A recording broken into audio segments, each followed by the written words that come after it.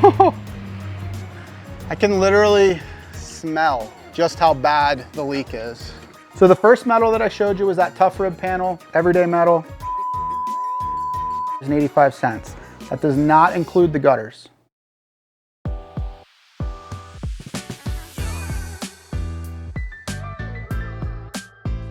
Morning guys, welcome back to our second episode of The Truth About Your Roof. We're here in Shamokin Dam with a customer that's looking to have some new siding put on. Unfortunately, the siding that's on their home was done by a do-it-yourselfer and now it's starting to fall off. So let's go take a look at everything and what's all going on. Attention to detail is one of our main things that we do. You can see up here in the Soffit, they do have a Ring camera, so we're gonna wanna reinstall that Ring camera at the same location. If you look up in here too at this trim, you can see this was definitely a do-it-yourselfer. This trim was not done properly. You have a gap here that I can stick my finger in. Right here, you have just a real small flap. It's just this piece right here. Again, is it effective? It's effective. Is it done right? Not so much. This is all rotted. Just simple brad nails are holding this together or trying to. Another issue that I see is if you get your camera up in here at this corner, it's completely wide open. I'm sure there's birds going in there making nests or possibly other critters as well. You'll see there's an exposed board. It doesn't have any fascia wrap on it at all. So it does appear like it was painted at one point. The paint is starting to chip away. Same with this board right here. It's actually pulling off the house. It's got a nice piece of quarter round on it to give it a visual look, but unfortunately just not maintained as far as the paint, and things are starting to rot on that as well.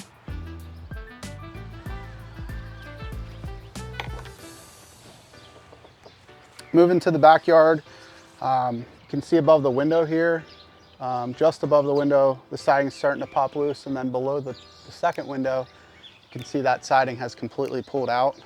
My guess is the reason that this siding is starting to pull away so much is because they're cut too short, and so it's coming out from behind corners or behind J-channel, and it's not able to expand and contract properly. So when it's contracting, it's actually contracting too small, and that's why it's starting to pull away from the house.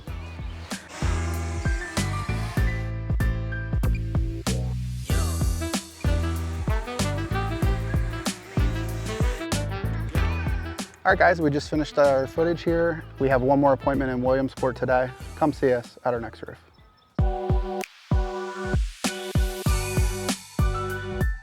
Hey everyone, John Cataldi coming at you again. We're here at our second house in Williamsport, Pennsylvania. We're gonna take a look at the roof. We're gonna climb up, take a look, get some footage. Come with me.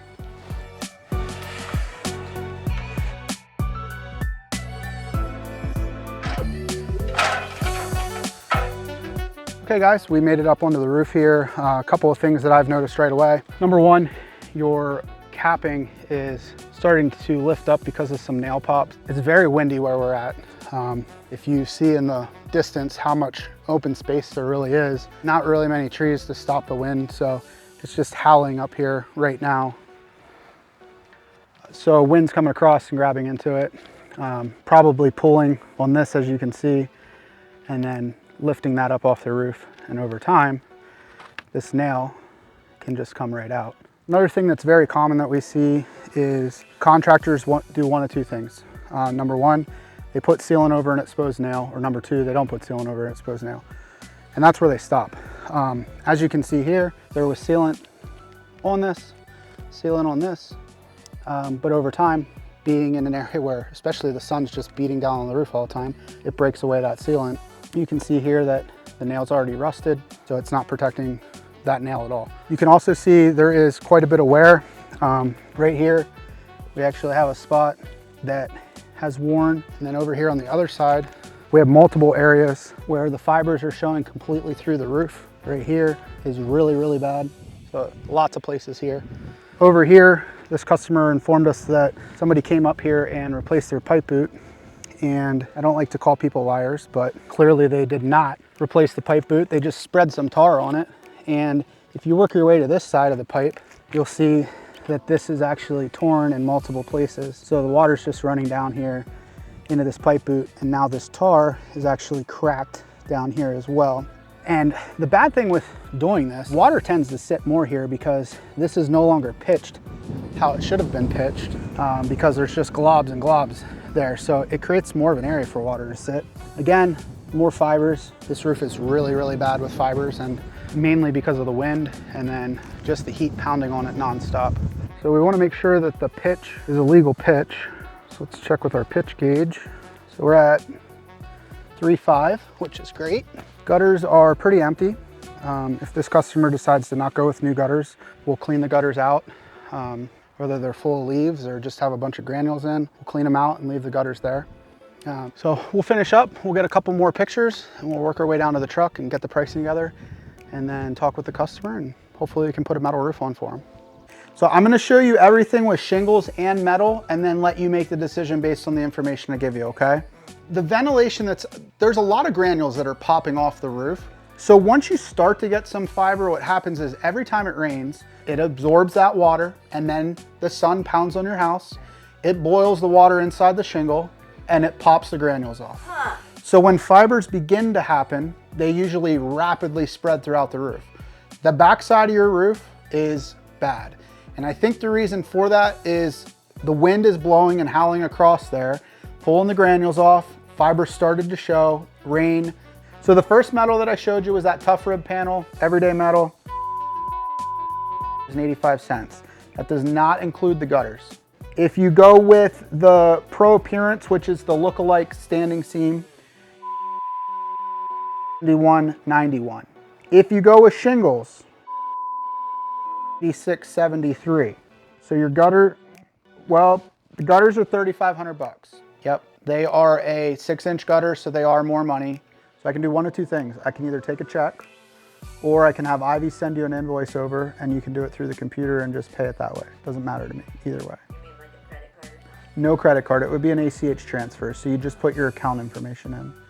All right, Equity Nation, we just finished up here. Fortunately, we decided to go with a shingle roof over a metal roof. It really just came down to if they wanted to put new gutters on their house or not. So we went with shingles, 50-year warranty from a platinum contractor. Hey guys, John here from Equity Roofing. We're in Williamsport, Pennsylvania today. We have a little second day fun. So come with me, we'll take a look at the roof. So one thing that our company specializes in doing is when we can't get on a roof, some roofs have a very high pitch. So if we walk back here and take a look, one of the issues that this roof is having is there's a lot of granule loss. It's very slippery. They actually have multiple leaks, and sometimes it's just not safe to get on a roof. So a higher pitch like this, we have multiple tools that we can use to climb those roofs. But if somebody doesn't feel comfortable, we also use a drone, and we're able to take a look at the roof with the drone and address any issues with that as well.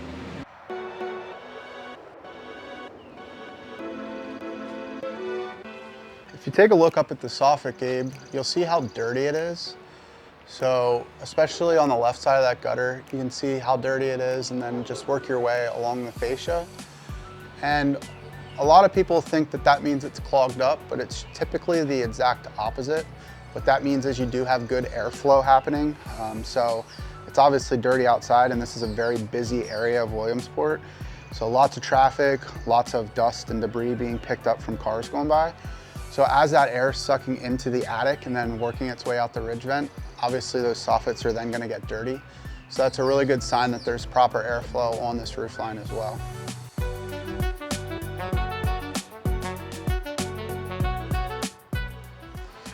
So if you look here, this is extremely rotted / wet in this area right up here. And what's actually happening is the roof line above here is leaking. If you look up at this soffit, algae and moss is starting to grow in that soffit. This is a closet, so it's leaking down through this entire wall into the closet and then coming out this sheeting right here. To properly fix that, we gotta obviously figure out where the leak's coming from.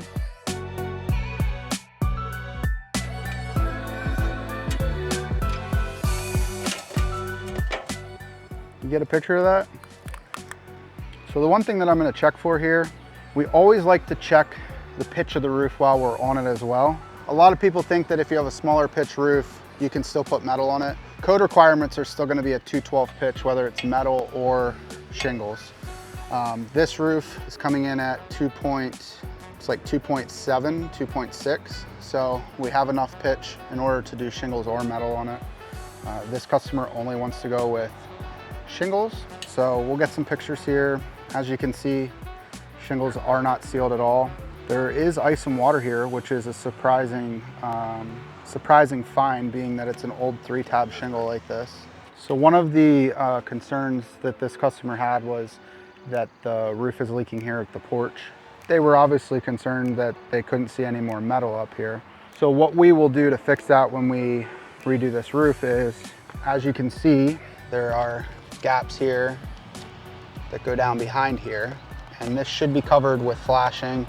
There is a step flashing underneath here, however, there's no counter flashing. So we will grind into the brick work here, bend our metal into the brick and seal everything off, and then it'll come down across the wall and flange off of the roof nicely. That way, like up there, there's a huge gap. That'll all be covered, and as the water works its way down this wall, it'll come down across the metal, which will be flush because of it being into the brick, and then down across onto the roof line and into the gutter. As I was saying, the deck was super strong. Here it's not so much. There's actually a nail sticking out right here. And what's weird about this nail is this looks like a finishing nail, and my guess is it's plank board underneath here, a tongue and groove plank board. And this is actually one of the nails from the tongue and groove working its way back out.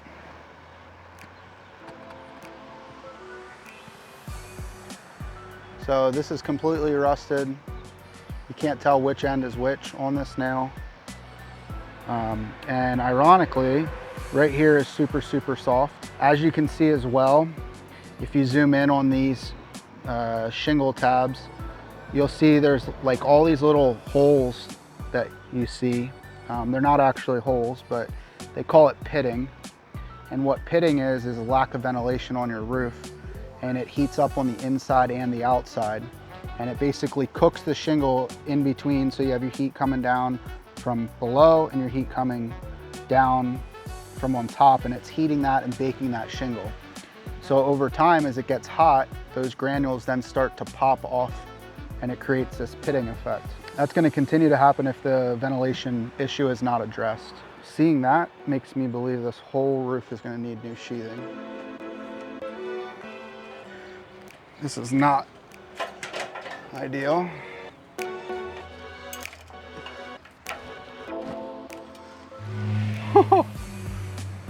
I can literally smell just how bad the leak is. So earlier when we were on the front porch, I had mentioned about the pitch. I'm checking the pitch up here right now. It's actually a 1.8. So this small little section here should technically be a flat rubber roof.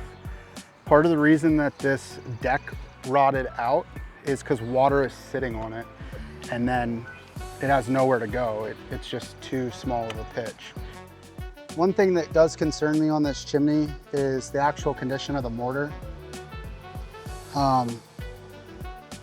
If you look down here, you'll see with the chimney, the condition that it's in, the mortar on it, the mortar is starting to get in less than desired, as you can see here, condition. These bricks are very loose. I think this house at one point may have been a half a double, probably a rental, and now it's a single family home.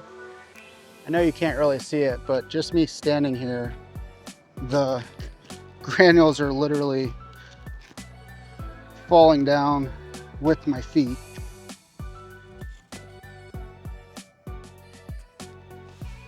The way that I would vent this house, we'll cut open a ridge vent across here for you. And then we'll put what's called eave intakes in, so they go on the outside, and we cut it out about this wide, and then the air will come in through the eave intake and come up underneath this sheathing, and then it'll escape out through the ridge vent. Okay guys, we just finished up our inspection. We climbed the roof. We looked at everything that we could on the roof. We went up in the attic. We inspected the attic. We saw that there was some mold in the attic as well. And unfortunately, the gapping of the boards is too wide. So we're gonna have to resheet the entire top roof. And then the back roof, we're gonna go with a rubber membrane on that flat area. This front porch, we'll be able to do shingles and then new counter flashing, and we will replace her gutter on the front here as well. We're gonna go over the pricing with the customer, talk to them about everything and walk them through the next steps. We're gonna try and get out here in the next 2 weeks to be able to replace the roof so that they don't have that leak happening anymore, and then they can address all the interior damage. Thanks for joining us today. Until next time on The Truth About Your Roof, I'm John Cataldi. Next stop, a better roof.